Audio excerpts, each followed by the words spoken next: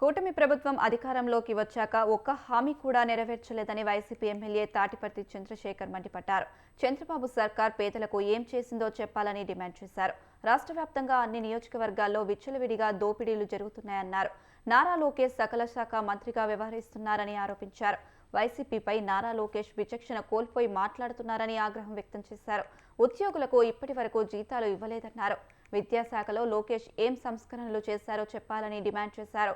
English మీడియంపై దుష్ప్రచారం చేస్తున్నారని మండిపడ్డారు. ఈ రాష్ట్రంలో విద్యా వ్యవస్థని దోపిడీ చేస్తున్నటువంటి వ్యక్తి దగ్గరికి తీసుకెళ్లి మీ నాన్నగారు అక్కడ మిమ్మల్ని అప్పచెప్పారంటే అక్కడే అంకురార్పణ జరిగింది. ఈ విద్యా వ్యవస్థని ఏ విధంగా సర్వనాశనం చేయాలి, ఇంగ్లీష్ మీడియంని ఏ విధంగా సర్వనాశనం చేయాలి, ఇంగ్లీష్ మీడియం పేద విద్యార్థులకి ఏ విధంగా దూరం చేయాలి, టోఫెల్ లాంటి ఇంటర్నేషనల్ చదువుని ఏ విధంగా విద్యార్థులకు దూరం చేయాలి, ఏ విధంగా ఈ విద్యార్థులందరినీ నారాయణ చైతన్య కాలేజీల్లో మళ్ళీ చేర్పించి దగా చేయాలి, దోపిడీ చేయాలి అనేటటువంటి ఒక ప్లానింగ్ అప్పుడే మొదలైనట్లు. దానికి అనుకూలంగానే మీరు ఈ ఇంగ్లీష్ మీడియం అక్కసు వెళ్ళగక్కేటటువంటి ప్రయత్నం చేస్తున్నారు. నిజంగా ఒక్కసారి మీ బిడ్డ ఇవాళ తెలుగు మీడియంలో చదువుతున్నారు, ఒక్కసారి చెప్పండి. మీరెళ్ళి ఎందుకు వేరే విదేశాలకు వెళ్ళి మీరు ఇంగ్లీష్ మీడియం చదువుకొని వచ్చారు?